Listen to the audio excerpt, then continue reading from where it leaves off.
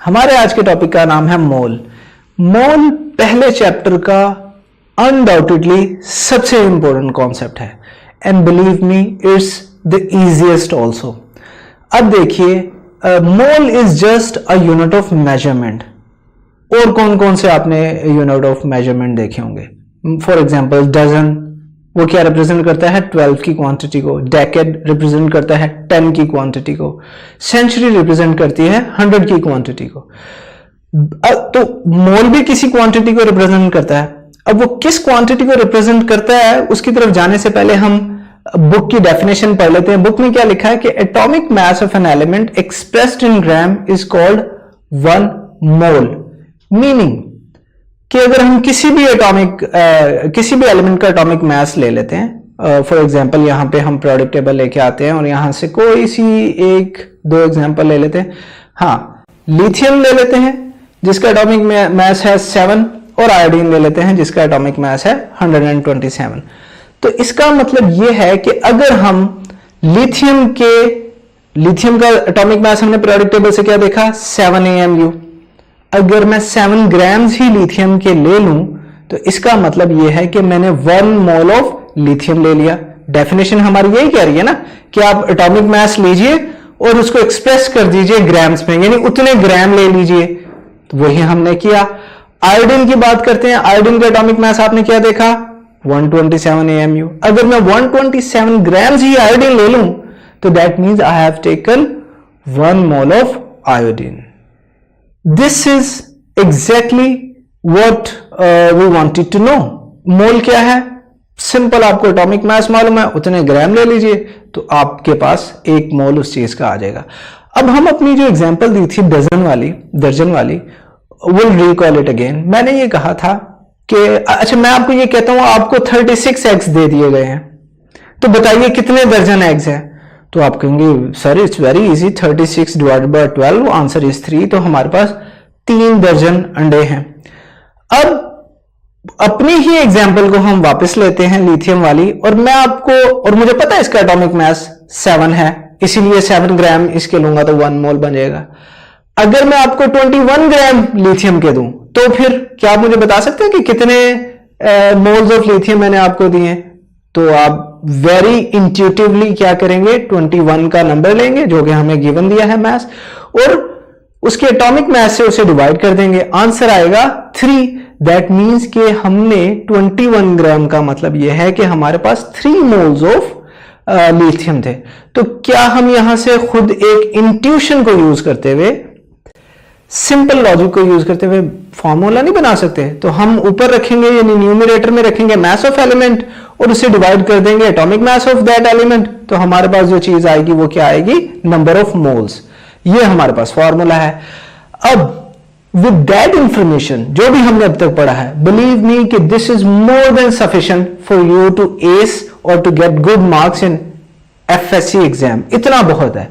लेकिन entrance exam में जो एग्जामिनर होता है वो आपके कॉन्सेप्ट्स को बहुत ज्यादा टेस्ट करना चाहेंगे, इसीलिए हम थोड़ी सी कैलकुलेशन को और इंटरेस्टिंग बनाते हैं। इसी कॉन्सेप्ट को, इसकी कुछ एग्जांपल्स देखते हैं। मिसाल के तौर पर मेरे पास यहां 2 वेइंग बैलेंसेस आपको नजर आ रहे हैं।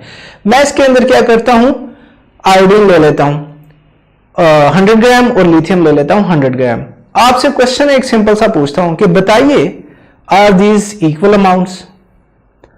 अब आप ये कहेंगे कि देखने में तो ऑब्वियसली 100 ग्राम सेम लग रही हैं, यहां तक तो आपकी बात ठीक है 100 ग्राम, बट मैंने कहा आर दीज इक्वल अमाउंट्स।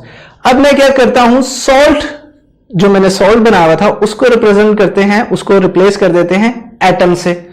अब आयोडीन ऑब्वियसली साइज में बड़ा है। क्यों बड़ा है? क्योंकि उसका एटॉमिक मास 127 है। लिथियम का साइज छोटा है, वो 7 है। तो इसीलिए 100 ग्राम के लिए मुझे ज्यादा लिथियम लेने पड़ेंगे कंपैरेटिवली ऑफ आयोडीन। अब अगर उसको मैं और सिंप्लीफाई करने के लिए ये कहूं कि अगर ऑरेंजेस 100 ग्राम लेने होते मैंने, तो वो तकरीबन 4 हम लेते तो 100 ग्राम बन जाता। बट लेमन जो कि छोटे हैं तो मुझे बहुत सारे लेमन रखने पड़ते इस वेइंग बैलेंस में to make the weight same. और अगर एक और कंपैरिजन की एग्जांपल कर लें हम, ये मेरे पास वेइंग स्केल है, एक तरफ मैंने एक चीज डाली है जो साइज में बड़ी है, मास में भी बड़ी है। तो जो छोटी चीज है जो कि लेमन आप कंसीडर कर सकते हैं, वो मुझे ज्यादा क्वांटिटी में डालने पड़ेंगे टू इवन आउट दी मास। तो यहां से हमें समझ आ गई कि ये दोनों अमाउंट्स मास में तो इक्वल हैं क्योंकि हमने लिए 100 ग्राम है, बट नंबर में नहीं। तो नंबर में मैं आपको बता देता हूं, मैंने चूंकि यहां रिप्रेजेंट भी ऐसे ही किया है, 4 आयोडीन के एटम्स जो हैं वो तकरीबन 72 लिथियम के एटम्स हमें डालने पड़ेंगे, तब इनका मास इक्वल होगा। और अगर मैं इसे एक लाइन की सूरत में, एक स्टेटमेंट की सूरत में आपको याद करवाना चाहूं तो आपने ये लाइन याद रखनी है जो यहां पे आपको नजर आ रही है कि equal masses will not have equal number of atoms. So this is what you need to remember from here. अब एक इसको और इंटरेस्टिंग करते हैं। इंटरेस्टिंग कैसे करते हैं? हम आयोडीन का मास ले लेते हैं 127 ग्राम, लिथियम का मास ले लेते हैं 7 ग्राम। ये मैंने क्यों लिया ऐसे? क्योंकि मुझे पता है एटॉमिक मास आयोडीन का है 127 AMU और लिथियम का है 7 AMU। क्या आप मेरी हेल्प करेंगे? यहां पे दोनों में एटम्स कितने हैं? इस क्वेश्चन का आंसर जो है, इसी वजह से हमने मोल का कॉन्सेप्ट डिस्कवर किया और यूज किया और केमिस्ट करते हैं, क्योंकि इसका आंसर यह है कि दोनों के अंदर सेम नंबर ऑफ पार्टिकल्स होंगे और वो नंबर क्या है 6020000 करते हुए आप 23 तक पहुंचेंगे, जिसे हम अगले टॉपिक में जाके एवोगैड्रोस के नाम से पढ़ेंगे। तो किसी भी चीज का, अब ऑब्वियसली आपने क्या किया, आपने ये लिया था 1 मोल ऑफ आयोडीन जो कि उसके मास के बराबर है, एटॉमिक मास के बराबर, उतने ही ग्रामेज ले ली, और लिथियम का भी आपने, उसका एटॉमिक मास 7 था तो 7 ही ग्राम ले लिए। तो आपने दोनों का, यहां से आपने बात क्या याद रखनी है, अगर मैं स्टेटमेंट की सूरत में कहूं कि equal moles will always have equal number of atoms. This is all there is to know about concept of mole. हमने उसको एक एग्जाम्पल से भी देख लिया। अब इसको और इंटरेस्टिंग करते हैं, और एग्जाम्पल देखते हैं। इनफैक्ट वेरी सिंपल एग्जाम्पल है। मेरे पास आपको यहां एक वेइंग बैलेंस नजर आ रहा है, उस बैलेंस के ऊपर हमने एक बीकर रखा और बीकर के अंदर हमने 18 ग्राम वाटर ले लिया। अब 18 ग्राम वाटर लेने की क्या वजह है? अगर आप, हमने अभी पिछले टॉपिक में वाटर का मॉलिक्यूलर मास कैलकुलेट किया था, यहां भी कर लेते हैं, बड़ा इजी है। हाइड्रोजन का एटॉमिक मास 1008 है, ऑक्सीजन का 15.99 है, तो हम इजीली उसको 16 ले लेते हैं। तो वाटर का जो मोलर मास बनेगा वो 18 बनेगा। चूंकि हमने लिए ही 18 ग्राम है, that means we have taken 1 mole of water, और 1 मोल ऑफ वाटर में, यानी 18 ग्राम ऑफ वाटर में 6020000 करते हुए हम 23 तक जाएंगे। इतने वाटर के मॉलिक्यूल्स होंगे। बट यहां पे क्यों रुकें? कोई और मेरे जैसा टीचर आता है, कहता है कि ये तो आपने बता दिया कि 18 ग्राम में इतने मॉलिक्यूल्स हैं, अब मुझे ये बताइए 18 ग्राम वाटर में हाइड्रोजन एटम कितने हैं? तो इसकी कैलकुलेशन भी बड़ी सिंपल है। आपने क्या करना है कि आपने देखना है, हमारे पास 6020000, अगेन मैं इसको छोटा करके लिख सकता हूं, but I want you to get used to of this number, इसलिए हम इसको लंबा ही लिख रहे हैं अभी। इतने एटम्स हैं मॉलिक्यूल्स के 18 ग्राम वाटर में, एक मॉलिक्यूल में वाटर के 2 हाइड्रोजन एटम है, तो 60200 में कितने होंगे? उसको 2 से मल्टीप्लाई कर देंगे तो ये आपके पास आंसर ऐसे आ जाएगा। तो हमने यहां से मालूम कर लिया कि 18 ग्राम में वाटर मॉलिक्यूल कितने हैं, और हमने ये भी मालूम कर लिया कि 18 ग्राम ऑफ वाटर में कितने हाइड्रोजन एटम हैं। बुक में आपके कुछ कॉमन ऑब्जर्वेशन दी हुई हैं, हम वो कॉमन ऑब्जर्वेशंस को भी थोड़ा सा स्टडी कर लेते हैं। फॉर एग्जांपल, अगर आपको एक एलिमेंट दिया गया हो, तो एलिमेंट किन चीजों से मिलकर बनता है, उसके बिल्डिंग ब्लॉक्स क्या होते हैं। यहां हमने एक वॉल से रिप्रेजेंट किया है उसको। अब ये वॉल ऑब्वियसली सारी एटम से मिलकर बनी है, क्योंकि एलिमेंट के अंदर होते ही एटम है।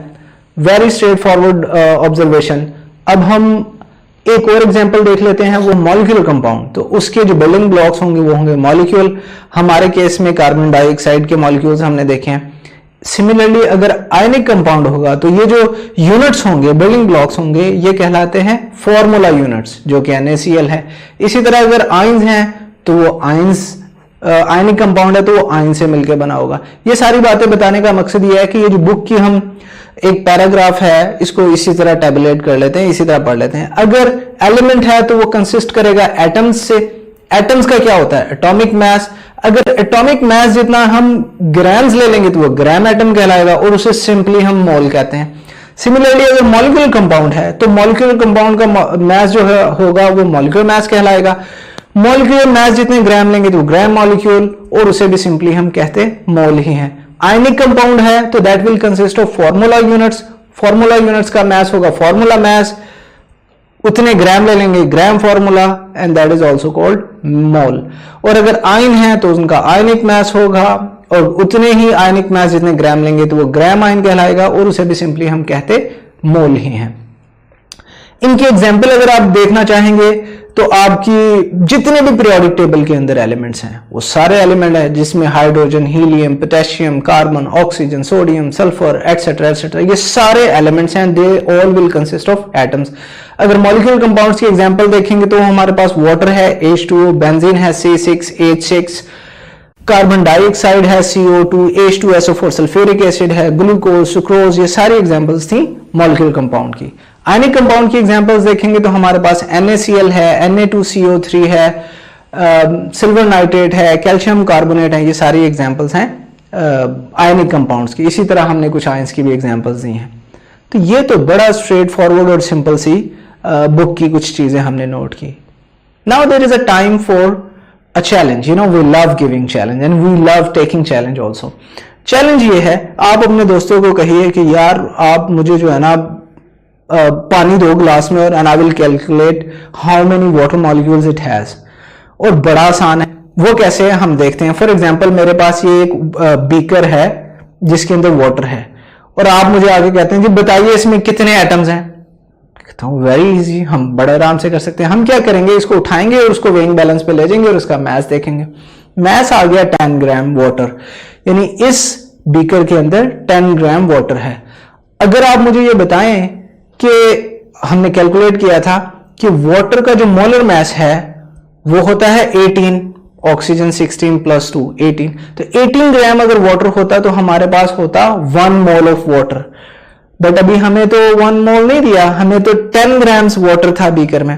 हम अपनी लेफ्ट साइड को 1 ग्राम बनाएंगे। वो कैसे बनाते, 18 ग्राम को 18 से डिवाइड कर देंगे तो ऑब्वियसली लेफ्ट साइड पे इक्वेशन के जो करेंगे वही राइट साइड पे भी करेंगे, तो हम राइट साइड पे भी 18 से डिवाइड कर देंगे।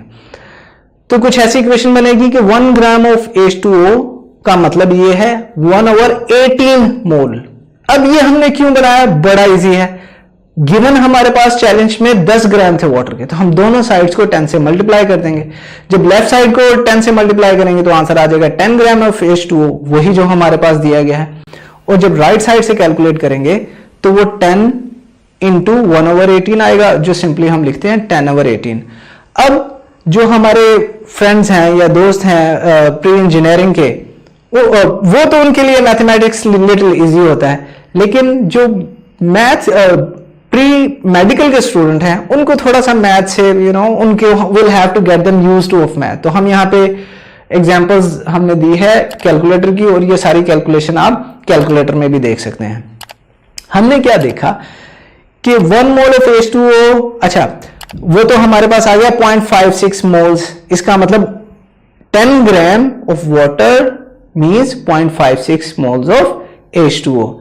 आपको बड़े आसानी से और बड़े अच्छे से पता है कि अगर हमारे पास 1 मोल ऑफ H2O हो तो उसमें एवोगाड्रोस नंबर ऑफ मॉलिक्यूल्स होते हैं या पार्टिकल्स होते हैं।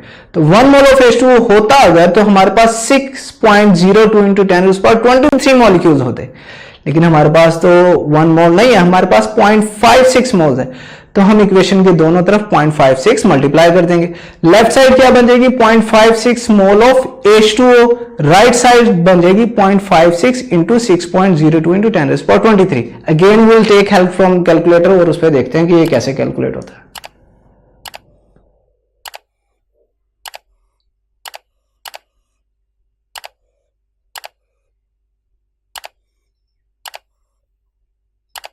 सी, तो ये कैलकुलेटर की एक्सरसाइज सिर्फ इसलिए क्योंकि आपको कैलकुलेटर इस्तेमाल करने की आदत पड़नी चाहिए, और खासकर केमिस्ट्री के फर्स्ट चैप्टर में।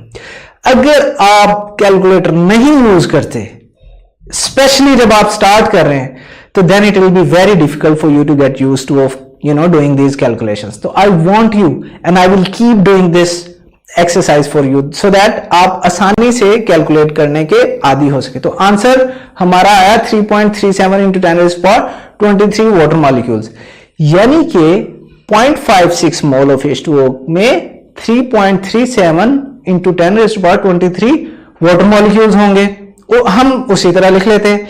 अब मुझे आप बताएंगे H कितने होंगे. ऑब्वियसली एक H2O में 2 H हैं, तो हम जो नंबर था उसे 2 से मल्टीप्लाई कर देंगे और आंसर आ जाएगा 6.74. एक H2O में एक ही O होता है, तो जितने H2O हैं उतने ही O हैं हमारे पास. तो वेरी इजीली, वेरी इंटरेस्टिंगली हमने ये सारा कैलकुलेट कर लिया. और this all was possible because हमें मोल की डेफिनेशन भी आती है, हमें मोल का कॉन्सेप्ट भी आता है. But why should we stop there, and your book also doesn't stop there. आपकी बुक में इस कॉन्सेप्ट को मजीद आगे लेके जाते हैं. और मैं एक और चैलेंज आपको देता हूं. इनफैक्ट ये बुक की ही एग्जाम्पल है, तो हम उसे एज ए चैलेंज लेते हैं. बुक की एग्जाम्पल ये है कि calculate total number of bonds. यानी पहले हमने मोल्स कैलकुलेट किए, फिर एटम्स कैलकुलेट किए. Now they want you and I to calculate number of bonds. तो कर लेते हैं, बहुत आसान है. किसमें? In 9.8 gram of sulphuric acid. आपने बॉन्ड्स कैलकुलेट करने, तो आपको स्ट्रक्चरल, ये मॉलिक्यूलर फार्मूला है, H2SO4 जो है मॉलिक्यूलर फार्मूला है. ये हमें ये नहीं बता रहा कि कितने बॉन्ड किसके साथ बने हुए, उसके लिए हमें स्ट्रक्चरल फार्मूला भी आना चाहिए. तो वो मैंने आपकी ईज के लिए यहां ड्रॉ कर दिया है, हम इसे मजीद आगे देखेंगे. अब आगे बढ़ने से पहले हमें 9.8 ग्राम्स दिए गए हैं सल्फ्यूरिक एसिड के. तो हम क्या करना चाहते हैं? सबसे पहले first and foremost step is to calculate number of moles. उसका फॉर्मूला आपको याद होगा, और फॉर्मूला ये है. सबसे ऊपर हम रखेंगे मास ऑफ एलिमेंट, डिवाइड कर देंगे एटॉमिक मास से. इस केस में चूंकि हमारे पास मॉलिक्यूल है, तो हम मॉलिक्यूलर मास यानी मोलर मास से डिवाइड कर देंगे और हमारे पास नंबर ऑफ मोल्स आ जाएंगे. क्या आप मेरी थोड़ी सी हेल्प करेंगे? यहां बताएंगे गिवन मास कितना है?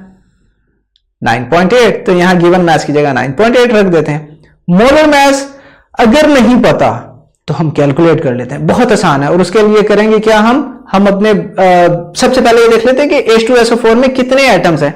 आप देखिए, एक H2SO4 के मॉलिक्यूल में 2 हाइड्रोजन एटम है, 1 सल्फर एटम है और 4 ऑक्सीजन एटम्स हैं. हाइड्रोजन और ऑक्सीजन का तो मास हमें पता है, अभी हमने वाटर की एग्जांपल में देखा था. S यानी सल्फर का क्या है, उसके लिए हम पीरियोडिक टेबल देख लेते हैं. और पीरियोडिक टेबल में से सल्फर का एटॉमिक मास हमें मिलता है 32. 32 की वैल्यू हम यहां पे डाल देते हैं.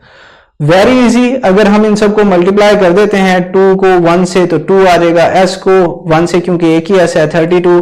इसी तरह 4 को 16 से तो 16 4 आर 64. ऐड करेंगे टोटल, तो मॉलिक्यूलर या molar mass of H2SO4 will come out to be 98 ग्राम. अब 9.8 डिवाइडेड बाय 98, यहां भी मैं अपने प्री मेडिकल के स्टूडेंट की हेल्प के लिए एक कैलकुलेटर की हेल्प लेता हूं और कैलकुलेटर से ये कैलकुलेट करते हैं.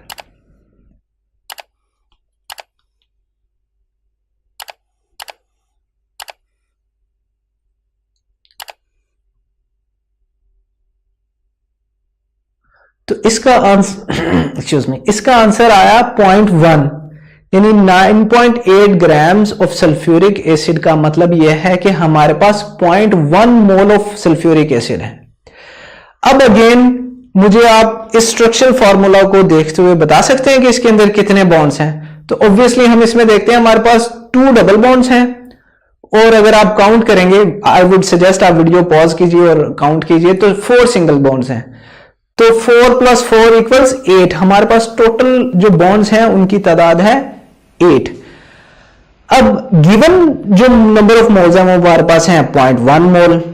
आपको पता है कि 1 मोल अगर होते तो उसमें 6.02 into 10⁻23 H2SO4 के मॉलिक्यूल्स होते. अब हमारे पास 1 मोल नहीं है, हमारे पास 0.1 मोल है. तो इक्वेशन के दोनों साइड पे 0.1 से मल्टीप्लाई करेंगे, तो लेफ्ट साइड जो है वो 0.1 मोल बन जाएगी ऑफ H2SO4, वही जो हमारे पास है.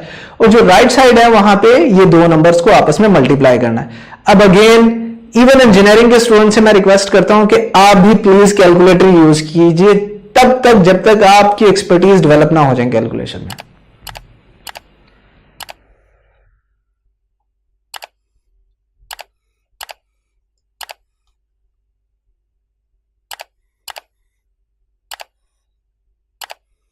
तो यहां से हमने क्या किया, हमने आंसर निकाल लिया, इन दो नंबर को मल्टीप्लाई करके देखा तो नंबर आ रहा था 6.02 इंटू 10⁻²2।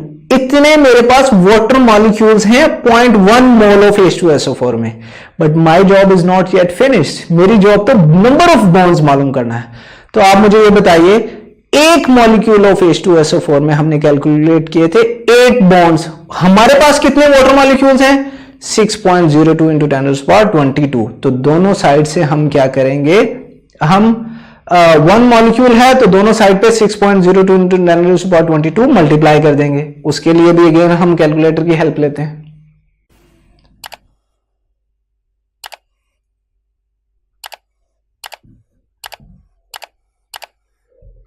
इजी। तो यहां पर हमने इसका कैलकुलेट कर लिया कि हमारे पास जो टोटल नंबर ऑफ बॉन्ड्स हैं 9.8 ग्राम्स में, वो 4.96 इंटू 10⁻23 हैं। Now all this is part of concept of mole. Did well and इसके लिए मैं आपको रिक्वेस्ट करूंगा कि आप एक्सरसाइजेस कीजिए, मजीद एग्जांपल्स को देखिए, बुक की एग्जांपल देखिए and watch this video again and again till you get all the questions right, all by yourself without any help. और अगेन लास्टली, आप कैलकुलेटर को यूज करने की आदत डालिए तब तक जब तक आपको एक्चुअल कैलकुलेशंस जुबानी ना करनी आ जाए। Thank you very much. अगर ये लेक्चर आप कंप्लीटली देखना चाहते हैं और इसके साथ साथ बेशुमार MCQs, उनके आंसर्स और एक्सप्लेनेशंस भी हासिल करना चाहते हैं एंड दैट ऑल फ्री, तो अभी गूगल प्ले स्टोर पे जाइए एंड लिखिए हिप्पो ई-लर्निंग प्रोग्राम। हमारी ऐप डाउनलोड कीजिए, ना सिर्फ इसे खुद यूज़ कीजिए बल्कि अपने दोस्त एंड क्लास फेलोज को भी रेकमेंड कीजिए।